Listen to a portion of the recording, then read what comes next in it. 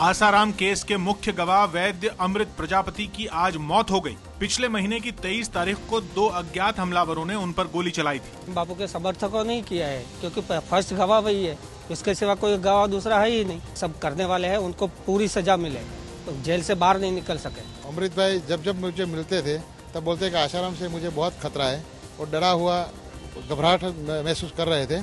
Security वहाँ थी, फिर भी यहाँ जो ये डॉक्टर के रूप में ये काम कर रहे थे और पेशेंट के रूप में जो मारने वाले थे वो आए थे, तो वो उसकी वजह से अंदर तो सिक्योरिटी बाहर पे गेट पे ही खड़ी थी।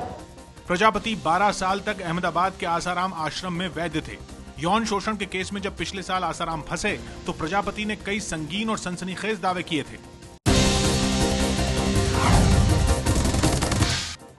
तो ये जानते हैं ब्रजेश कुमार सिंह के पास इस पर क्या खबर है। ब्रजेश हमारे साथ अहमदाबाद से जुड़ रहे हैं, क्या खबर है, किस पर शक जा रहा है, क्या केस पर कुछ असर पड़ेगा इसका?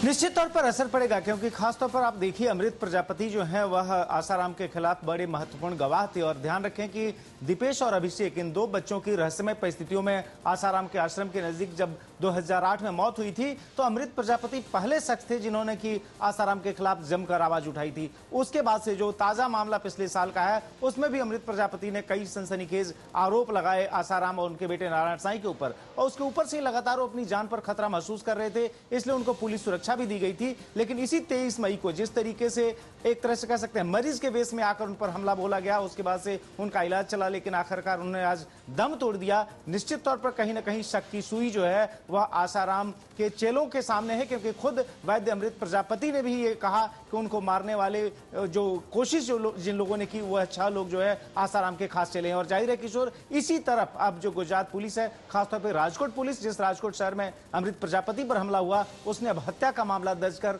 उन 6 लोगों की जांच पड़ताल शुरू कर दी है, उनको गिरफ्तार करने की कोशिश शुरू की है जिनका नाम लिया था अमृत प्रजापति ने। शुक्रिया ब्रजेश आपका।